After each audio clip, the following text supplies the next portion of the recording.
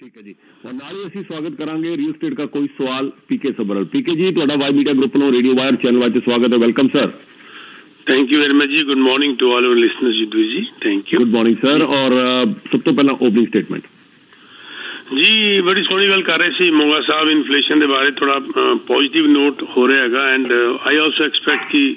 7 सितंबर ਨੂੰ 0.75 या 0.5 के बाद शायद रुक जान या अगर 0.5 वधिया तो शायद एक और बता दें 0.75 वधिया तो शायद रुक भी जान क्योंकि एनकरेजिंग डाटा सामने आ रहे हैं प्लस रियल स्टेट के मतलब एनकरेजिंग डाटा एक होर हैगा एक न्यूज़ कि ओंटारियो होम बिल्डिंग इंडस्ट्री जिसके अंदर दो आते हैं ग्रुप एक आता है OHBA जिन्होंने कहते हैं असी ओंटारियो होम बिल्डर्स एसोसीएशन और एक आता है बिल्ड जिसके अंदर building industry and land development association इन्होंने दोनों ने 5 पॉइंट प्रोग्राम दिता है क्राइसिस ਨੂੰ दूर करने वास्ते ਤੁਹਾਨੂੰ याद होगा युद्धवीर जी फरवरी के महीने के अंदर असी रिपोर्ट पढ़ी थी कि ओंटारियो गवर्नमेंट ने कुछ रिपोर्ट्स लेके आई सी और उन्होंने एक्सपर्ट्स को ओपीनियन मंगे सी कि किस तरह शॉर्टेज ਨੂੰ पूरा किया जाए ਜਿਹਦੇ ਅੰਦਰ ਉਹਨਾਂ ਨੇ म्यूनसिपैलिटी ਦੇ ਉੱਤੇ ਪੈਨਲਟੀਆਂ ਵੀ ਪਾਈਆਂ ਸੀ ਕਿ ਅਗਰ ਉਹ ਲੇਟ ਕਰਨਗੇ ਤੇ ਤੁਹਾਨੂੰ ਯਾਦ ਹੋਏਗਾ ਕਿ ਉਹ ਪਰਮਿਟ ਦੇ ਉੱਤੇ ਅਗਰ ਲੇਟ ਕਰਨਗੇ ਤੇ ਇੰਨਾ ਤੜਾ ਪੈਨਲਟੀ ਪਏਗੀ ਜਾਂ ਚਾਰਜ ਨਹੀਂ ਲੱਗਣਗੇ ਇਹਨਾਂ ਨੇ 5 ਪੁਆਇੰਟ ਪ੍ਰੋਗਰਾਮ ਦਿੱਤਾ ਹੈਗਾ ਬੜਾ ਜ਼ਬਰਦਸਤ ਔਰ ਅੱਗੇ ਜਾ ਕੇ ਕਹੋਗੇ ਤੁਹਾਨੂੰ ਡਿਸਕਸ ਕਰ ਲਾਂਗੇ ਵਿਚ ਇਜ਼ ਵੈਰੀ ਇਨਕਰੇਜਿੰਗ ਜਿਹਦੇ ਅੰਦਰ 1.5 million homes in next 10 years ਜੋ ओंटारियो गवर्नमेंट ने किया सी वो किस तरह पूरा हो सकता है इन्होंने सारा कुछ उस बारे दसेगा जी ठीक है जी और पंकज जी साडे प्रीवियस कॉलर भी जानना चाह रहे सी तुहाडे विचार भी इस ते लेने हैं कि महंगाई जिहड़ी है वो इत्थे करेगी घटेगी या कोई हालात सुधरनगे बैंक ऑफ कैनेडा बड़े सारे मूव्स कर रहा है इन्फ्लेशन को टैकल करने वास्ते तुहाडा इस ते की कमेंट है देखो महंगाई तो घटनी है क्योंकि जिस तरह का टारगेट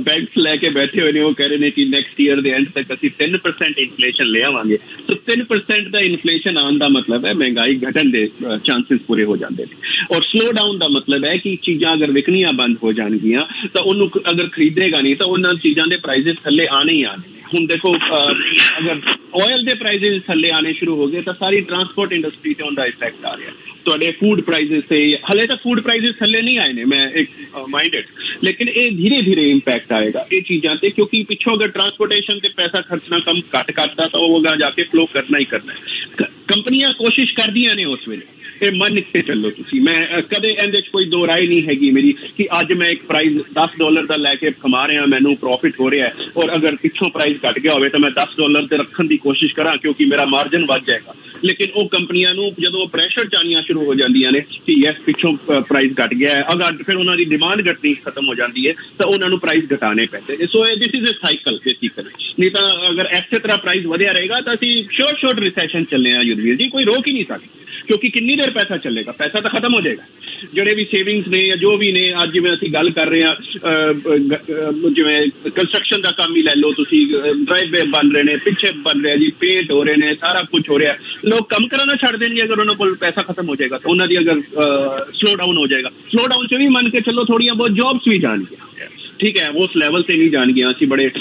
उस सिचुएशन च बैठे हैं जॉब ग्रोथ बहुत रोबस्ट है हाले लेकिन स्लो डाउन दिखना शुरू हो गया युद्धवीर जी जॉब च भी स्लो डाउन आना शुरू हो गया है सो बेसिकली ये चीज़ां प्रेशर कर दियां ने उन्होंने सारिया चीज़ों कि प्राइजेस थले आन सो बिल्कुल आने जी प्राइजेस रोक ही नहीं सकता कि प्राइजेस थले ना आन कोई इत्थे सस्टेन कर ही नहीं सकते जी ठीक है जी पीके जी सेम सवाल है लेकिन तुहाडे नाल रियल स्टेट के बारे सवाल है कि इस साल दे विच की स्थिति बनती नजर आ रही है रियल स्टेट की और अगले साल दे विच ही देखो जी मेरे हिसाब नाल प्राइजेस जिहड़े ने इस साल दे एंड आंदे आंदे रुक जाणगे मार्केट जिहड़ी बैलेंस वल जाएगी क्योंकि वो कहते ना जोर के झटका धीरे से जिहड़ी कहावत हैगी वो जोर के झटका धीरे नाल हो चुका है 7 सितंबर लोगों को आदत पै गई और हुणे तो ही मार्केट के अंदर जिन्होंने कहते हैं हलचल शुरू हो चुकी है कि भाई नहीं हो चुका है फाइनल हुण सानू मार्केट जाना चाहिए खरीदने वास्ते इंटरेस्ट रेट का लोगों को आदत पै गई एंड या आई थिंक कि जो पिछली बार असीं रिपोर्ट दी सी अलग अलग बैंकों की मैं उत्ते जा रहे हैं 2-4% की होर गल हैगी उसके बाद सैटल हो जाएगी market by the end of this year जी ठीक है जी और दूसरा थोड़ी जी गल करते हैं जी एक असीं पहलां भी इहदे बारे जे तुहानूं याद है आपां डिस्कशन कीती सी अज दोबारा तो इहदे बारे गल करते हैं कि जिहड़े अपने कई एरियाज नदन साइड दे उत्ते हैगे ने नदन ओंटारियो दे विच ਜੇ ਗਵਰਨਮੈਂਟ ਜਿਹੜੀ ਆ ਉਹਨਾਂ ਏਰੀਆਜ਼ ਦੇ ਵਿੱਚ ਜਾ ਕੇ ਉਹਨਾਂ ਸਿਟੀਜ਼ ਨੂੰ ਹੋਰ ਬਸਾਉਣ ਦੀ ਕੋਸ਼ਿਸ਼ ਕਰੇ, ਉੱਥੇ ਕੋਈ ਵਧੀਆ ਰੋਜ਼ਗਾਰ ਦੇ ਸਾਧਨ ਪ੍ਰੋਵਾਈਡ ਕਰੇ, ਉੱਥੇ ਹਾਊਸਿੰਗ ਫੈਸਿਲਿਟੀ ਜਿਹੜੀ ਆ ਸਰਕਾਰ ਉਹਨੂੰ ਸਪੋਰਟ ਕਰੇ, ਖੁਦ ਨਾ ਕ੍ਰੀਏਟ ਖੁਦ ਚਾਹੇ ਨਾ ਬਣਾਏ ਲੇਕਿਨ ਬਿਲਡਰਸ ਦਾ ਕੰਸੋਰਟੀਅਮ ਕੋਈ ਬਣਾਏ ਕਿ ਜੀ ਹਾਂਜੀ ਬਿਲਡਰਸ ਉੱਥੇ ਜਾਣ ਜਾਂ ਜਿਹੜੇ ਬਿਜ਼ਨਸ ਪਰਸਨਸ ਨੇ ਉੱਥੇ ਜਾ ਕੇ ਬਿਜ਼ਨਸਿਸ ਖੋਲ੍ਹਣ। ਸੋ ਨਵੇਂ ਸ਼ਹਿਰ ਜਿਹੜੇ ਨੇ ਬਸਾਏ ਜਾਣ ਜਿਹੜੇ ਕਿ ਨੇਚਰ ਦੇ ਕਰੀਬ ਵੀ ਹੋਣ, ਹਾਈਟੈਕ ਸਿਟੀਜ਼ ਹੋਣ ਔਰ ਉੱਥੇ ਜਾ ਕੇ ਥੋੜਾ ਸਸਤਾ ਵੀ ਲੋਕਾਂ ਨੂੰ ਮਿਲੇ ਸਾਰੀਆਂ ਚੀਜ਼ਾਂ ਔਰ ਉਹਦੀ ਕਨੈਕਟੀਵਿਟੀ ਬੜੀ ਸਟਰੋਂਗ ਹੋਵੇ ਕਿ ਜੇ ਤੁਸੀਂ ਟੋਰਾਂਟੋ ਵੀ ਆਉਣਾ ਹੋਵੇ ਤੇ ਉਹਦਾ ਟ੍ਰਾਂਜ਼ਿਟ ਸਿਸਟਮ ਬੜਾ ਸਟਰੋਂਗ ਹੋਵੇ। ਸੋ ਐਸਾ ਕੋਈ ਵਿਜ਼ਨ ਜੇ ਗਵਰਨਮੈਂਟ ਲੈ ਕੇ ਆਏ ਜਾਂ ਇਹਨੂੰ ਲਾਗੂ ਕਰੇ ਤੇ ਇਹਦੇ ਬਾਰੇ ਕੀ ਕਹੋਗੇ ਜੀ ਪੀਕੇ ਜੀ? ਬਿਲਕੁਲ ਜੀ, ਇਹ ਯੂਕੇ ਵਾਲਾ ਇੰਗਲੈਂਡ ਵਾਲਾ ਤੁਸੀਂ ਐਗਜ਼ਾਮਪਲ ਦਿੱਤਾ ਹੈਗਾ ਕਿ ਉੱਥੇ ਟਿਊਬ ਰੇਲ ਜਿਹੜੀ ਹੈ ਪੂਰੇ ਇੰਗਲੈਂਡ ਵਿੱਚ ਫੈਲੀ ਹੋਈ ਹੈਗੀ ਐਂਡ ਸੇਮ ਅਗਰ ਇੱਥੇ ਆਉਂਦਾ ਤਾਂ ਨੋ ਡਾਊਟ। ਲੇਕਿਨ ਮੈਂ ਦੱਸ ਦਿਆਂ ਬਿਨਾਂ ਇਸ ਕਨੈਕਟੀਵਿਟੀ ਦੇ ਬਾਵਜੂਦ, ਇਸ ਕਨੈਕਟੀਵਿਟੀ ਦੇ ਨਾ ਹੋਣ ਦੇ ਬਾਵਜੂਦ ਵੀ ਆਊਟਸਕਟ ਦੇ ਅੰਦਰ ਜੋ ਪ੍ਰਾਈਸ ਜ਼ਬਰਦਸਤ ਵਧੇ ਸੀਗੇ। मैं 4-5 सिटी का बार बार ना लेना होना, ऐ तो खैर मेन सिटी का ना लेना, वो आस पास की जी छोटे मोटे विलेजेस ने उन्होंने अंदर भी अग लग गई सी, प्राइस जबरदस्त वधे सीगे, much more than the hot spots like Toronto, मिसागा, Brampton वगैरह, पील वगैरह, डरहम रीजन, इस तो ज्यादा प्राइस उत्थे वध गए सीगे बिना इंफ्रास्ट्रक्चर दे।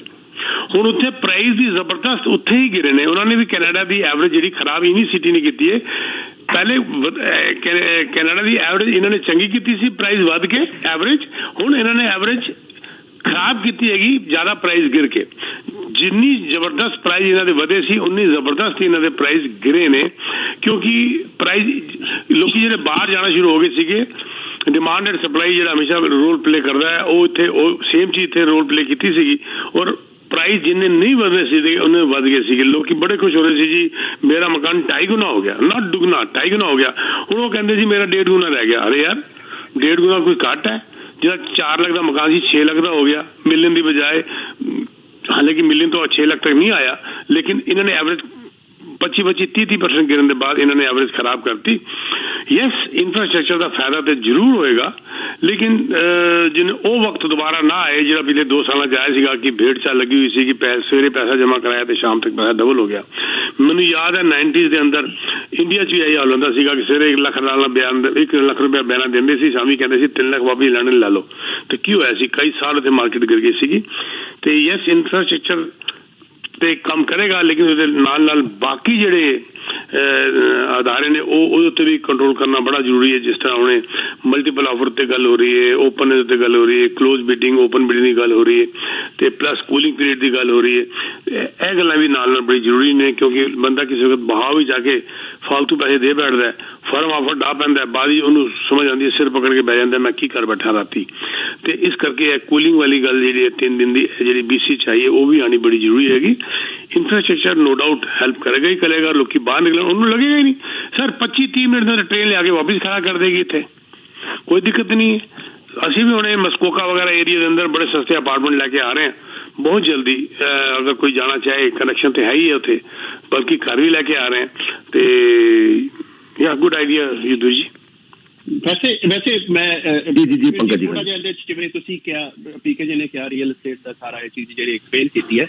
ਦੇਖੋ ਉੱਥੇ ਡਿਮਾਂਡ ਵੀ ਚਾਹੀਦੀ ਹੈ। ਯੈਸ ਸਰਕਾਰ ਨੂੰ ਚਾਹੇ ਓਨਟਾਰੀਓ ਕਰੇ ਜਾਂ ਫੈਡਰਲ ਕਰੇ ਕੁਝ ਇਸ ਤਰ੍ਹਾਂ ਦੀ ਚੀਜ਼ ਕਰਨੀ ਚਾਹੀਦੀ ਹੈ। ਆਪਾਂ ਸਾਡੇ ਸਾਹਮਣੇ ਮਾਡਲ ਨੇ ਯੁੱਧਵੀਰ ਜੀ, ਸਾਡੀ ਕੰਟਰੀ 'ਚ ਹੀ ਮਾਡਲ ਨੇ। ਸਸਕੈਚੁਅਨ ਨੂੰ ਦੇਖ ਲਓ ਤੁਸੀਂ, ਜਿਹੜਾ ਇਮੀਗ੍ਰੇਸ਼ਨ ਆਉਂਦਾ ਹੈ ਜਾਂ ਮੈਡੀਕਲ ਡਾਕਟਰਸ ਵਾਸਤੇ ਉਹਨਾਂ ਨੇ ਜੋ ਫੈਸਿਲਿਟੀਜ਼ ਦਿੱਤੀਆਂ ਹੋਈਆਂ ਨੇ, ਲੋਕ ਉੱਥੇ ਜਾਂਦੇ ਨੇ ਬਿਕੋਜ਼ ਆਫ ਦੈਟ, ਬਿਕੋਜ਼ ਉਹਨਾਂ ਨੂੰ ਪਤਾ ਹੈ। ਲੇਕਿਨ ਉਹਨਾਂ ਨੂੰ ਕੁਛ ਉਹਨਾਂ ਦਾ ਟਾਈਮ ਪੀਰੀਅਡ ਹੁੰਦਾ ਵੀ 2-3 ਸਾਲ ਤੁਸੀਂ ਇੱਥੇ ਬਿਜ਼ਨਸ ਕਰੋਗੇ ਤਾਂ ਤੁਸੀਂ ਉੱਥੇ ਪੋਪੂਲੇਸ਼ਨ ਵਧਾ ਦਿਓ ਨਾ ਇਸ ਤਰ੍ਹਾਂ ਕਰਕੇ ਕੁਛ ਨਾ ਕੁਛ। ਕਿ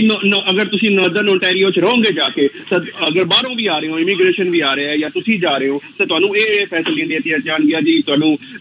ਟੈਕਸ ਡਿਸਕਾਊਂਟ ਦਿੱਤੇ ਜਾਣਗੇ ਜੀ, ਤੁਹਾਨੂੰ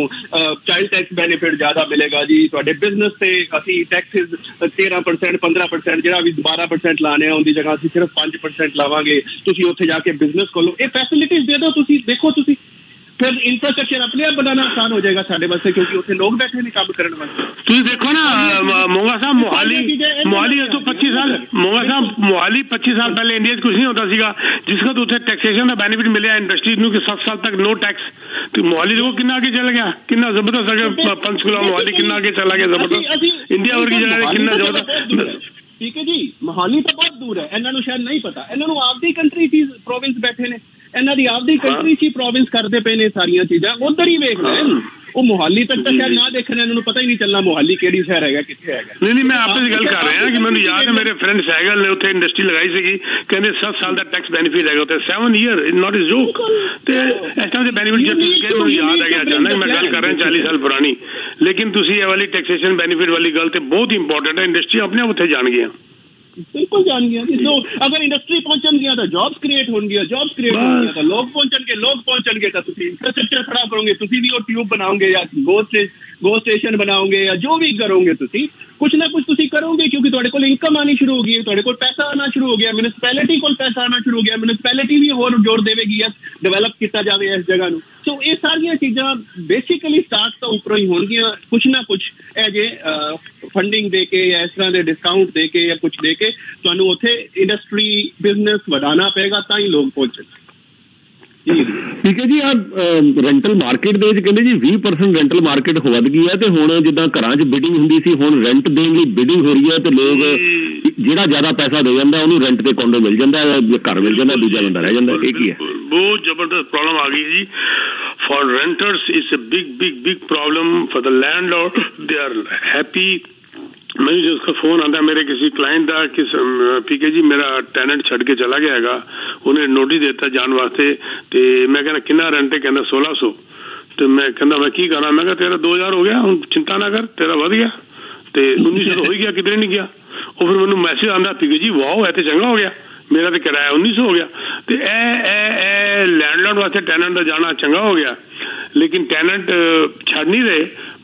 हाँ उन्होंने जॉब किधरे होर हो गई है वो अलग गल है, अदरवाइज टैनेंट भी नहीं छड़ रहे, ना उन्होंने छड़ना चाहिए, क्योंकि उन्होंने नवा रेंट मिलना बड़ा औखा हो जाएगा, पर बाई लॉ तो फॉलो करने ही पैणगे। सर देखो रेंट का वधना सिंपल जी गल होनी, जो मंगा जी ने कही डिमांड एंड सप्लाई, जब लोगों को घर नहीं मिलेगा, स्ट्रेस देखो ना, स्ट्रेस कितने तक चला गया। जिस रेट से तुहानूं मिल रहा है 2% प्लस कर दो, तो 6.3 ਦੇ अंदर स्ट्रेस चला गया। सर कितने 5.25 सीगा स्ट्रेस टेस्ट, लोन ही मिलना औखा हो गया। सस्ता प्राइस की करेगा जब तुहानूं लोन ही नहीं मिलेगा, जब लोन ही नहीं मिल रहा, मॉर्गेज नहीं मिल रही, तुसीं कित्थे जाओगे? किराए ते जाओगे, और की करोगे? जब किराए ते जाओगे तो डिमांड बढ़ गई, सप्लाई घटेगी तो नैचुरली रेंट बढ़ गया। मतलब मैं जिन्हें अपने टैनेंट्स नूं डिस्काउंट दिते सी या रेंट माफ किते सी, वो मैं एक दो कॉल करके क्या भी अब बढ़ाओ, उन्होंने विचार कई बार पता नहीं होता, कहते नहीं जी as per landlord tenant board. तो मैं कहा you are talking to a wrong person, तुम गलत बंदे नाल गल कर रहे हो। अगर मेरे ते लैंडलॉर्ड टैनेंट बोर्ड इस घर के लागू होएगा तो मैं तुहानूं रेंट वधाउण वास्ते कहांगा ही नहीं। अगर मैं कह रहा तैनूं मैं हुण कह रहा सीगा कि तेरा रेंट मैं 200 वधा रहा, क्योंकि तू लैंडलॉर्ड बोर्ड दी मैनूं लीगल टर्म दस रहा, तो हुण तेरा किराया 400 वधावांगा। तू पुछ ले अपने, अगले दिन फोन आंदा सॉरी सर मैनूं समझ नहीं आई सी गल, मैं वधा रहा। तो सवाल है कि मैं I am still liberal with my tenants, कि मैनू पता वो भी इंसान है, पर मैनू अगर मेरा इंटरेस्ट रेट वगैरह बढ़ गया, मेरा खर्चा बढ़ गया, तो जिन्ना मैं घटाया सी अपने टैनेंट वास्ते उन्ना तो वधाना मेरा भी हक बनता है। तो और वो सिंपल जी गल है, टैनेंट्स खुश ने। मतलब जिथे टैनेंट सर 1 बेडरूम के अंदर 1 बेडरूम डैम के अंदर $1500-1600 देने वास्ते परेशान होंदा सीगा, अज उन्होंने 2300 के देने के बाद वो खुश होंदा है। वो पीके जी ने मैंने सस्ता देता, मार्केट के अंदर 2600 चढ़िया हुआ है। मतलब देखो वक्त कितना बलवान है कि 1500-1600 रेंट जो महंगा लगता सी, हुण 2200 रेंट उन्होंने सस्ता लग रहा है। और हालांकि अफोर्ड बेचारे नहीं कर पा रहे,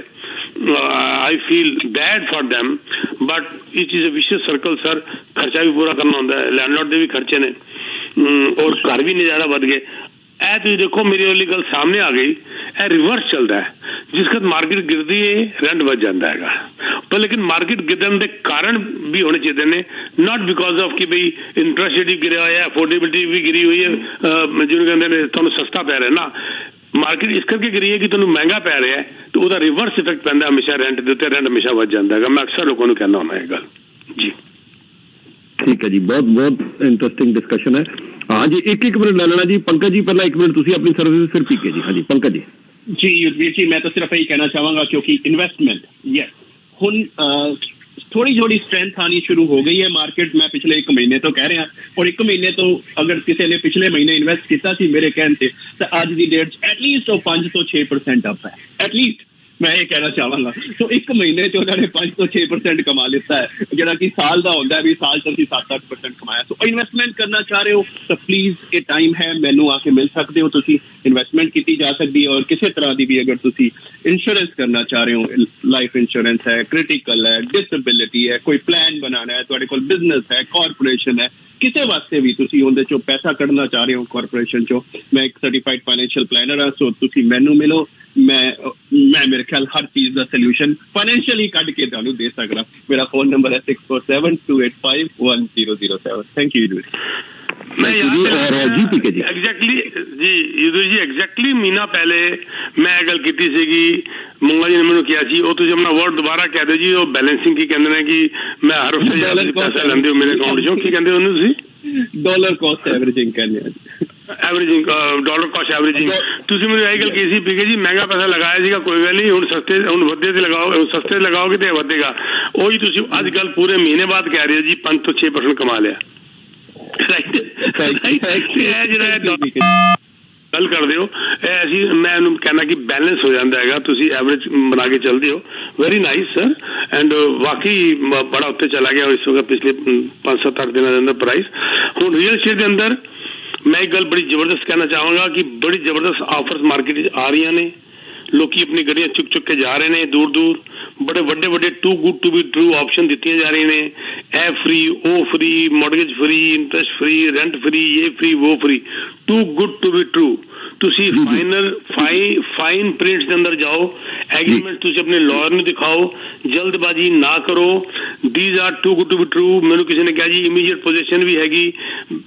हाँ जी ठीक है जी गल अपनी इसी तरह ही जारी रहेगी मैं बस नंबर पहले अनाउंस कर दूं बाकी दी गल we will carry on the discussion किसी भी तरह की कोई रियल एस्टेट की तुहाडी जरूरत है 647 299 4757 रियल एस्टेट का कोई सवाल पीके सब्रवाल 6472994757 हैव वंडरफुल डे कल बात जारी रहेगी थैंक यू